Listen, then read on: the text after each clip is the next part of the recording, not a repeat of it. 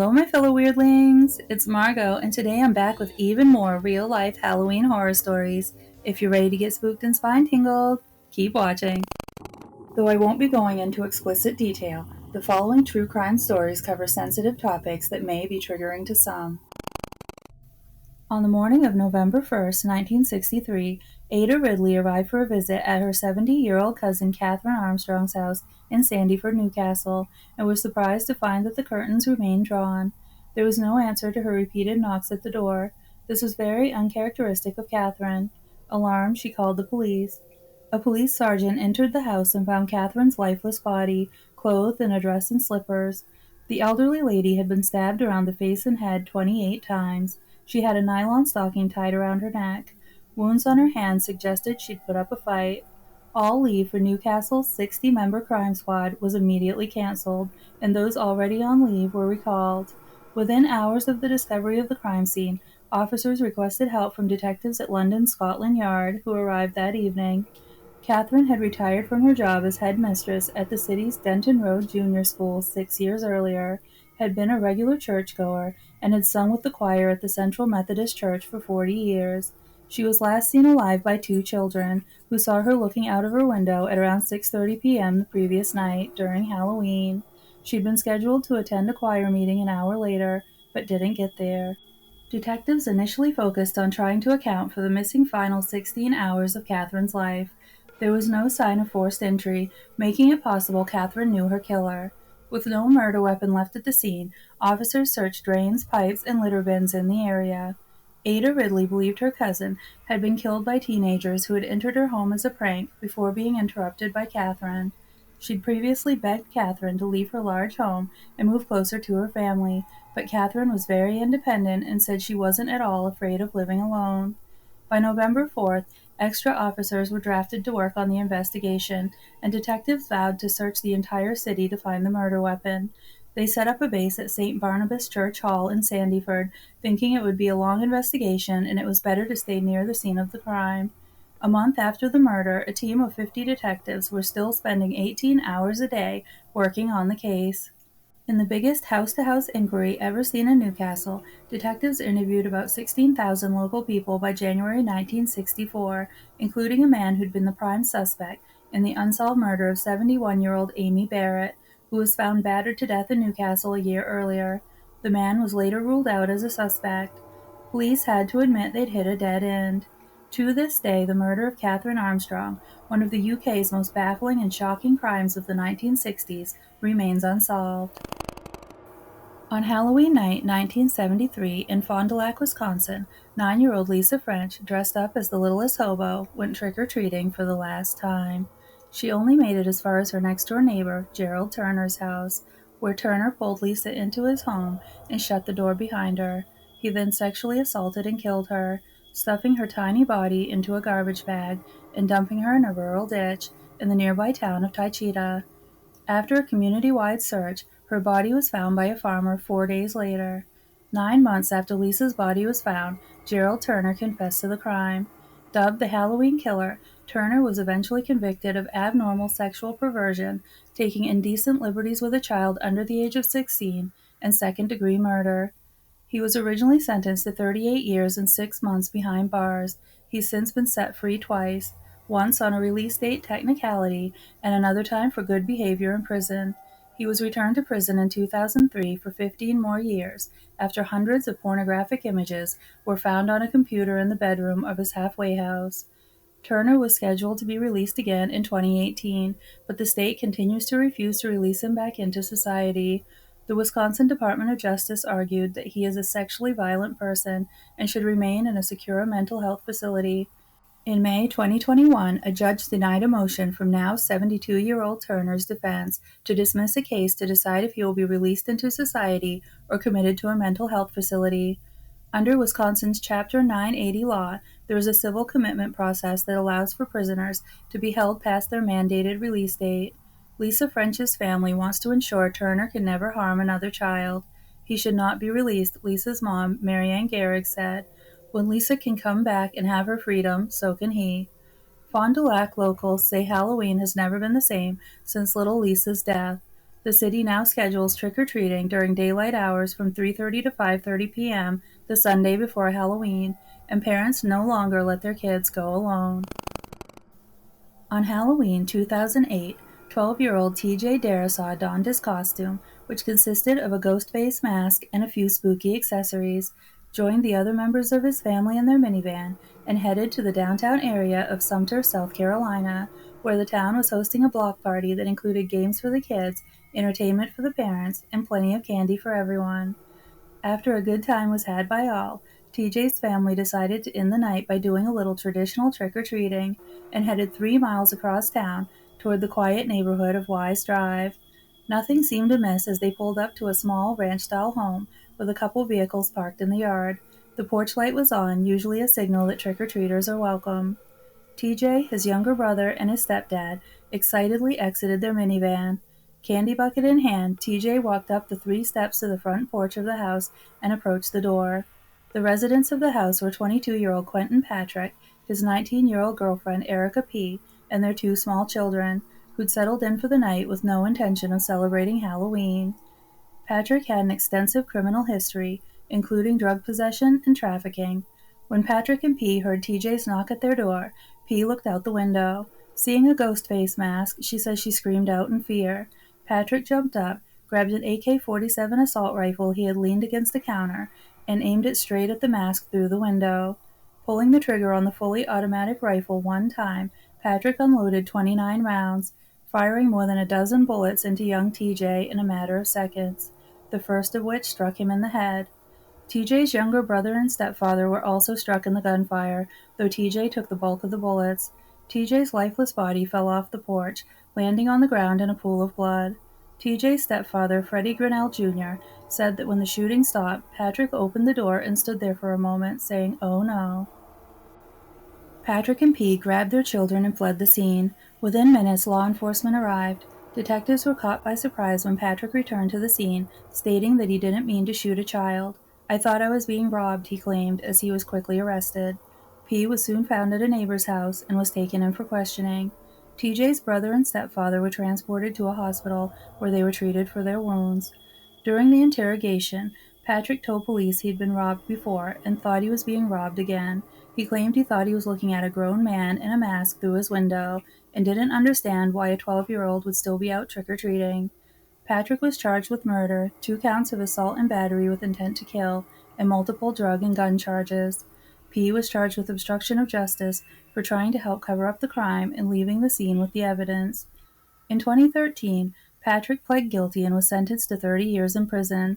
He's also been sentenced to 16 years in federal court for the weapons charges. In 2018, a trunk-or-treating event was held in Sumter to turn tragedy into triumph and honor TJ Darasaw on the 10th anniversary of his death. The city hopes trunk-or-treat will be a safer alternative to knocking on strangers' doors for treats. Nearly 1,000 people attended the event.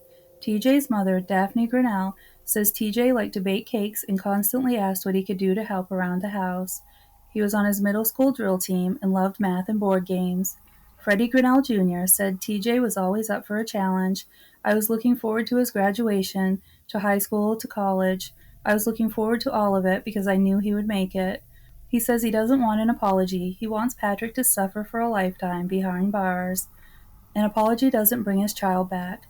He says TJ saved his family members' lives that Halloween by taking most of the bullets. On Halloween night 2004 in Napa, California, at approximately 11 p.m., housemates Adrienne Insomnia, Leslie Mazzara, and Laura Mianza went to bed after an evening of handing out candy to trick-or-treaters. After 1 o'clock a.m., Lauren, who had been asleep in her downstairs bedroom, awoke to the terrifying sounds of Adrienne's blood-curdling screams for help and breaking glass. She managed to run from the house and hide in the backyard, while the intruder escaped through a kitchen window. Still able to hear Adrienne's pleas for help, she tried to call 911, but the line in the kitchen was dead. She went upstairs and found Leslie lying face down in a pile of clothes, with stab wounds all over her upper body and arms.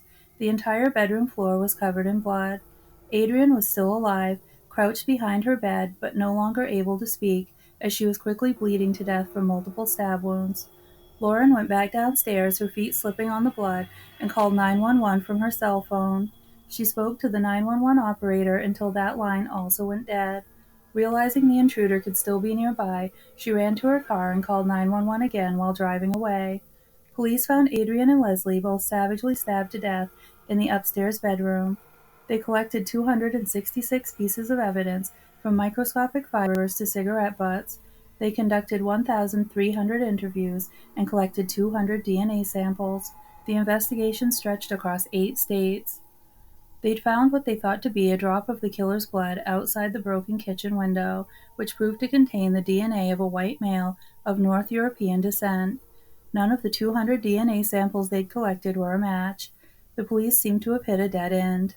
It wasn't until 11 months after the killings, when police released information about the 2 Camel cigarette butts found at the crime scene, containing DNA that matched the blood found by the broken window, that progress was finally made in the case. The Napa Sentinel described the cigarette announcement as a Hail Mary pass by police thwarted on all other fronts. Lauren, an all-star athlete and volleyball coach with a political degree in science, racked her brain trying to figure out who could have done this and who she saw running away that night. Over the many months it took to capture the killer, Lauren began to suspect everybody and trust no one. Who would want to harm her friends who had no known enemies? Adrian was a Napa County civil engineer. Leslie was a public relations specialist, winery tour guide, and former South Carolina beauty queen. Both women were single, 26 years old, and popular in the Northern California wine country, where violent crimes are rare. Nobody thought this sort of horror could happen in their quiet, middle-class neighborhood. Adrian, Leslie, and Lauren were all attractive, well-liked, career-oriented women who got along so well they decided to rent a house together. On the day they moved in, 2 of Adrian's friends, an engaged couple named Lily Prudhomme and Eric Koppel, joined them for an impromptu celebration. Over the next few months following the murders, the victims' grieving families were comforted by a small circle of their friends, which included Lily Prudhomme and Eric Koppel. Lily was one of Adrian's co-workers and closest friends. Eric, a reserved 26-year-old Napa surveyor and Lily's fiancé, was friendly with the 3 housemates as well. He seemed shy, but nice. They both attended Adrian's funeral and the candlelight vigil that took place 2 weeks after the murders. Weeks after the killings, Lily and Eric sat across from Adrian's mother, Arlene Allen, at the banquet hosted by the Napa Sanitation District, where Adrian and Lily worked. Arlene described their conversation that night as social chit-chat.